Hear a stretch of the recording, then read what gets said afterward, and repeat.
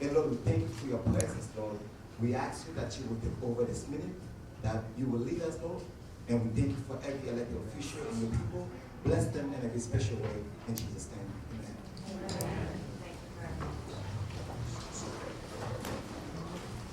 At this time, we would like to show a short clip. So if you can put your attention to our TV monitor.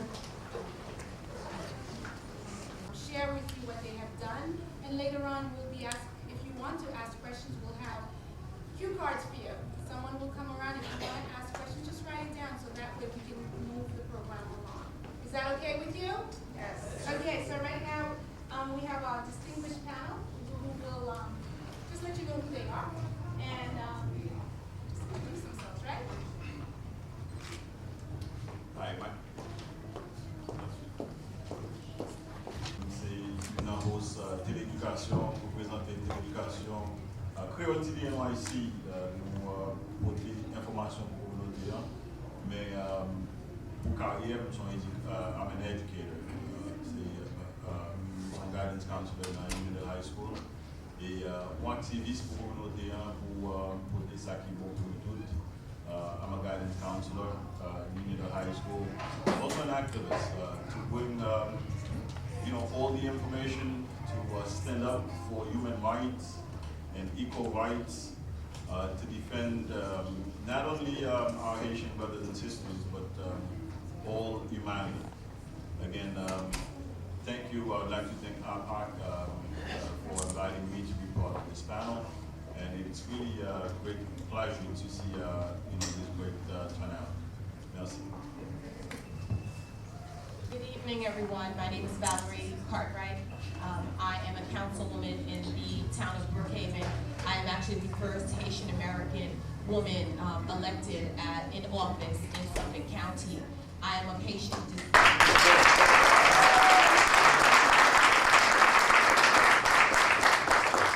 The areas that I cover are on the North Shore, Long Island, and Suffolk County, Stony Brook, Setauket, Port Jefferson Station, and a number of villages in the area. I have, by trade, I've been an attorney for approximately 10 years. I'm known for the civil rights work that I've done, particularly fighting for the rights of people that are not necessarily citizens and those that are citizens, based on the laws of the state and our Constitution of the United States. So I've been practicing and fighting for quite some time and providing advocacy for those that are underserved, making sure that our laws are upheld here in the United States. And I'm looking forward to working more with the Haitian community. I'm Haitian. I'm Assemblyman Phil Ramos. I'm the first Hispanic elected on Long Island. 12 years ago, I represent a large Haitian community, which lives in the towns of Brentwood, Bay Shore, St. Bryce. Some of you might know my history. I found myself in a position of kind of David and Goliath over the years, fighting for the rights of immigrants, fighting for the rights of people who don't even have the right to vote for me. And thank God that fight has brought about some results, and our community has galvanized around that, and we're able to deal with a lot of the issues, and as we see different immigrant groups, not just the Hispanics, such as the Haitian, the Muslim community, many other immigrant groups on Long Island are organizing and working together for a common cause. That's what we try to do, unite everybody. And a little further down, we're going to talk a little bit about my mission to meet with the President of the Dominican Republic to see if we can bring some resolution to this. But I want to take this opportunity to thank Carrie Salages and his sister Mickey for being the trailblazers for the Haitian community. All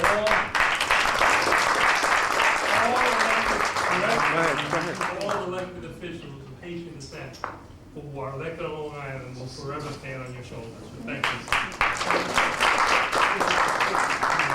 Good evening, everyone. How are you doing tonight?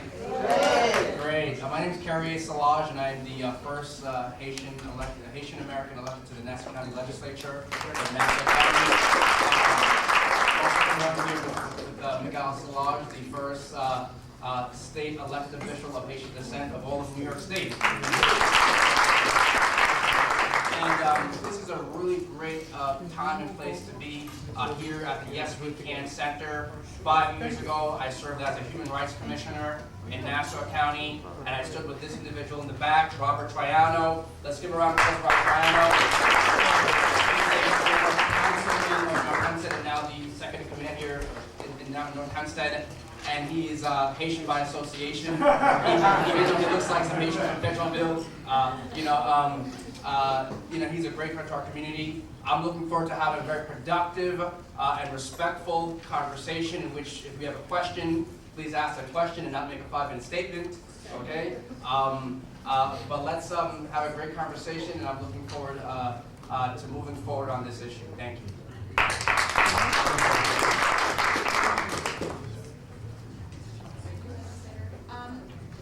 We are still waiting for one panelist, so Assemblyman, we need to discuss.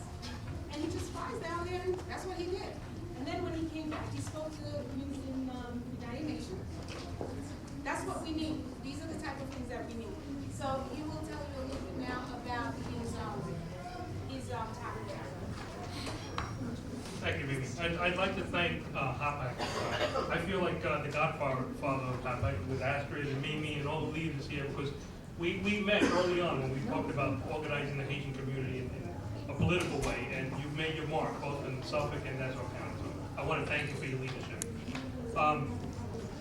When this measure came about, where a constitutional amendment was interpreted by the Supreme Court, I felt compelled to get involved in the issue. I felt compelled to do what most elected officials, at least in my area, would never touch with a 10-foot pole, especially a Hispanic elected official, because it's an emotional issue. And in many cases, it's a no-win situation for an elected official to get involved in things that have to do with another country. We represent you here.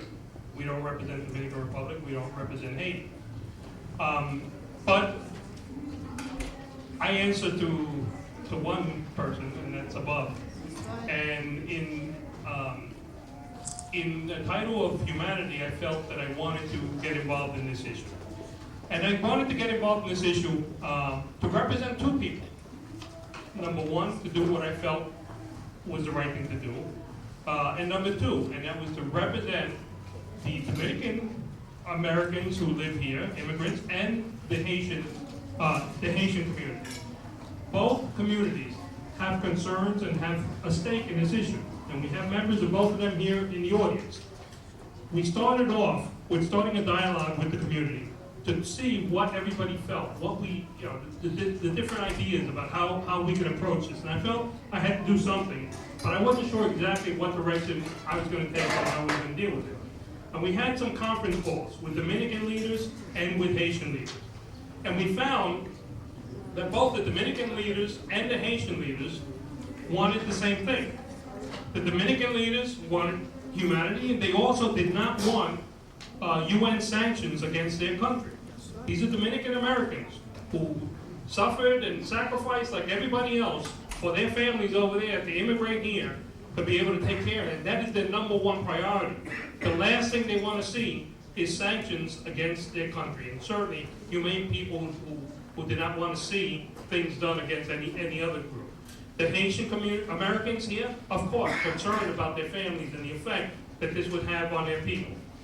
So as a result of those two conference calls, I was very clear in that I had to go down and try and do something. But I made it very clear to both groups that we needed to have realistic expectations as to what I was going to be able to accomplish and what we were going to do. Basically, I did not pretend that Assemblyman Ramos was going to be able to go down to another country and tell a president what they had to do and change a constitutional amendment. I made it very clear that is not, I'm not going to have a magic wand. I'm going to try and do something to help the situation. We have a situation where what the rhetoric was that they were going to be deporting hundreds of thousands of Haitians from the Dominican Republic, that people were going to be left without a nation, that this was going to be dealt with retroactively back to 1929. These are all the things, that's what the position and the atmosphere before I decided to go down there that existed. So we went down, myself and Senator Adriano Espaillat. We met with the president at the Palacio Nacional Presidencial, and we sat there and we started talking. And I explained to the president that we were not there to tell the Dominican Republic what they had to do. That we were there as being concerned about both the Haitian and the Dominican community in the United States, who find that this is something that's going to hurt all their dreams of suffering, of sacrificing to come to the United States only to take care of their families, to find that either their families are being deported or to find that their country is going to have sanctions now because of measures that were taken. And for a little history, so people understand, this whole thing started with a woman who was born in Haiti who wanted to vote, exercise her right to vote, and she was denied that right. She took it through the courts all the way up to the Supreme Court, and the Supreme Court interpreted the Constitution in a way to say that one of Haitian descent who was born in the Dominican Republic is not necessarily entitled to Dominican citizenship. Now, I must inform you that every country has a definition of citizenship, and they're not all the same. In the United States, if you are born here, you are entitled to U.S. citizen. You are a U.S. citizen, recognized as that. But not everybody born in Germany is a German citizen. Not everybody born in Japan is a Japanese citizen. If you are born in Israel, you are not of the Jewish religion. You do not have the rights. Now, different countries have different definitions. And the issue, as we went back and forth with the president, that I told him is, look, Mr. President, I can't tell you to change your constitution. What I can ask, for humanitarian reasons, is that this not be applied in a retroactive fashion. That if the interpretation came now and you decided from now on that's what you want to do with your country, that's your prerogative. But to go back to 1929 and deport somebody who's been there over 80 years is inhumane. And we went back and forth and talked about different ways to go with this. And in the end, the president agreed to stop all deportations. And that what he would do is he would identify all the Haitians in the Dominican Republic. And again, this is not a perfect solution, but we were in a better place than we had gotten there. That he would identify all Haitians in the Dominican Republic. They would bring them in, try and document them, and in the end, that those who did not fit under the category who could become citizens would be given residency in the Dominican Republic so they can continue their lives and continue working there. This would only apply to people who were born in the Dominican Republic and received their documents in an irregular manner. As you know, in our countries, a lot of things you do under the table. And there were many people born in the Dominican Republic who managed to get documents that were improper. Those people would be identified and given a residency.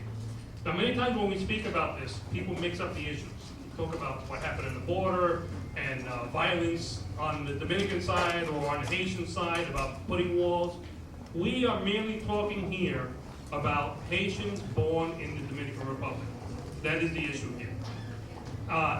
As a result, about an hour after our meeting, we came out, we had a press conference. The president had a press conference where he announced the suspension of all deportations of Haitians from the Dominican Republic, and that this would be a regularization of citizenship,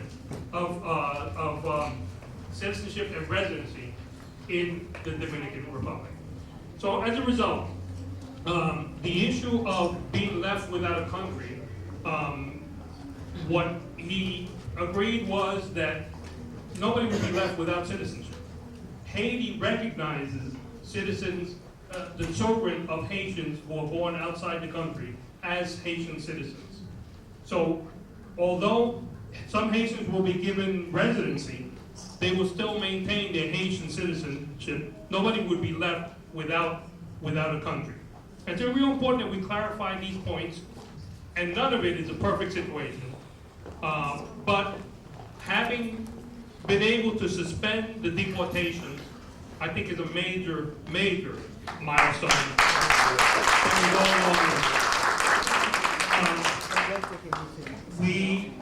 we also, my father said trust but verify. And regardless of what was said in a press conference, it would be good to have some oversight. And we asked for one last thing of the president, and we asked for him to do this and implement this in consultation with the United Nations, so that we know that behind the words of what is promised, that it will be done with some kind of blessing from the United Nations to make sure that whatever they do is in a more humane manner than was proposed. So it's important that the Haitian community, your Haitian ambassadors, that the United Nations maintain good oversight so that this is rolled out in a way that really is intended and has a minimal amount of disruption and damage to the Haitian Dominicans. I won't be able to stay that long. I'll stay for a few questions after we're all done speaking, but I have to apologize because before 7:30 I'm going to have to leave. But with that, I'll hand it over to my colleague Carrier. Thank you. As a Nassau County legislator, I am primarily concerned with the high taxes that we have here in Nassau County. So what am I doing here talking about what's happening in the Dominican Republic? Well, I think it's not a coincidence that we're here tonight talking on the eve of Martin Luther King's holiday. And Martin Luther King, as you all know, once said in a letter from a Birmingham jail, "Moreover, I am cognizant of the interrelatedness of all communities and states. I cannot sit idly by in Atlanta and not be concerned about what happens in Birmingham. Injustice anywhere is a threat to justice everywhere. That's right. We are of mutuality tied in a single garment of destiny." I am concerned, my brothers and sisters, about what's happening to my brothers and sisters in Haiti and in the Dominican Republic. 2 years ago, I participated in a medical mission in which we went to the border of the Dominican Republic and Haiti on the Dominican side, and we gave prenatal treatment pills and other medical assistance to poor Haitian women who could not get help in their hospitals. This new ruling by the court in the Dominican Republic of September of last year does not help the situation. Okay? Yes, it does not directly target people of Haitian descent in the Dominican Republic, but it is the effect and the indirect effect that it will have upon the Dominican Republic, upon people thinking that it's okay to oppress and discriminate against Haitians. That's right. And that's what I'm concerned about. Ladies and gentlemen, slavery was an economic policy. It was an economic policy to help those and to advance those who are the haves and to oppress those who are the have-nots. Here we have a policy in the Dominican Republic that now creates a cheap labor supply with no constitutional rights to those who now are going to be used by employers for cheap labor and other purposes, endangering their health, their lifestyle, and their future.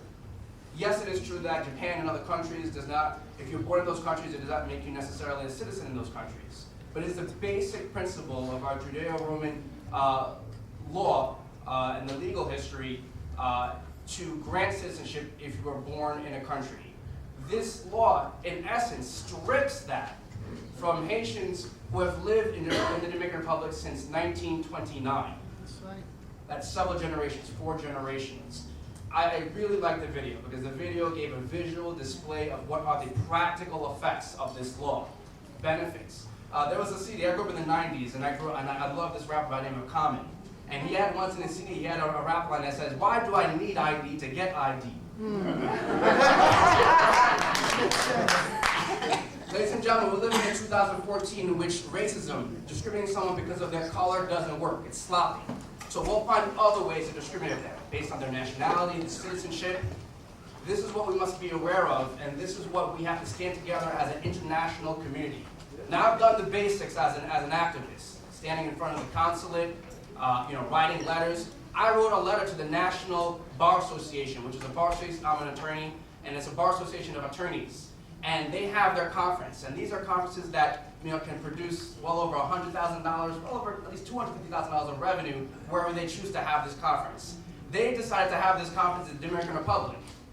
After lobbying them to not support a country that discriminates of people of African descent, they decided not to have that confidence. That's right. That's right. We must use our power of the dollar to convince our leaders to not support any country engaged in the wide-scale discrimination of anyone. That's right. That's right. We have an economic power, excuse me. This issue hits close to home. But, you know, we must do more. I believe again that the pen is mightier than the sword. We must write to our leaders. I'm very glad that we have here a representative from Congressman Meek's office, Veronica Beckford. But we must write to our congressional leaders. We have some congressional candidates here tonight as well. We must write to our leaders. So we must write to our newspapers, and we must let them know that this is very important to us. I want to go into detail on this law, but I'm going to allow some of my colleagues to speak. I want to hear from Valerie Cartwright. I'm so glad to see another smart Haitian lawyer in government. I'm also glad to see here Jerome, the presiding officer of the Suffolk County Legislature here today. Very competent position. We also have Viviana Russell. And then we also have the councilwoman in North Hempstead. And we also have the mayor of South Toms River in New Jersey, Mayor Macandal Champagne. Thank you very much for coming all the way from New Jersey. You also, sorry, I won't say more. Should I give it to you? Thank you. Thank you, legislator. The microphone, forget it, but audition. That is a Haitian. Forget it. So thank you so much for doing that. And since we have started, we also have with us Judge William Ford from Suffolk County. Thank you so much for being here. And Councilwoman Viviana Russell, we would like to say thank you very, very much, because she is actually the councilwoman for this area, and this building that you're actually in is one of the brainchild, right, of Councilwoman Russell and Robert Triano. I still say legislator Triano, but yes, it is right here. Thank you very much. So this is a very special day. Thank you for opening your doors, and I would like to say to everyone who lives in Westbury, Newcastle area, this is your center. I wish Elmont had one like this, legislator. So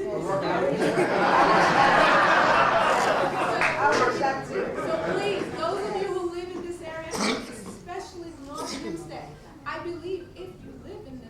Speak on this issue. My name is Justin McCalla. I am a policy analyst. I used to, many of you may have met me several years ago when I ran the National Coalition for Haitian Rights.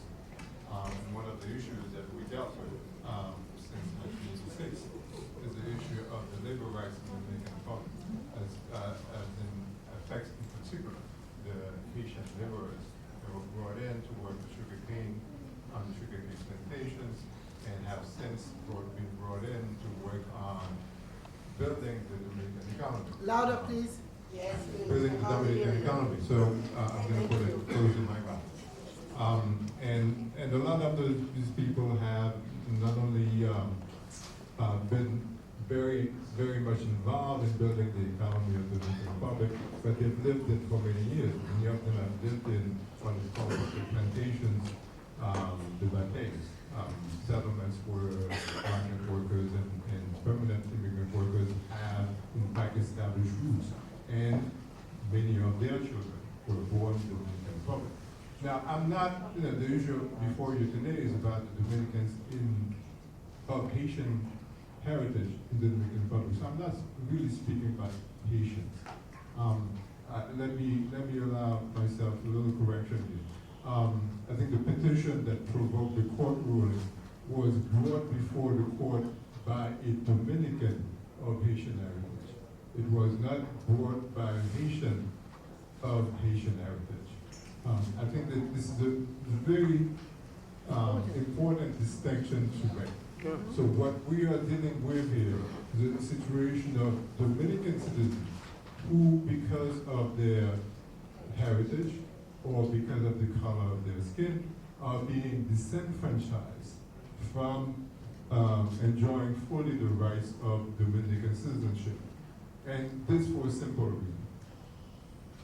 Dominican citizenship is granted to people born in the Dominican Republic as long as these people are not in of parents who are deemed to be intransigent.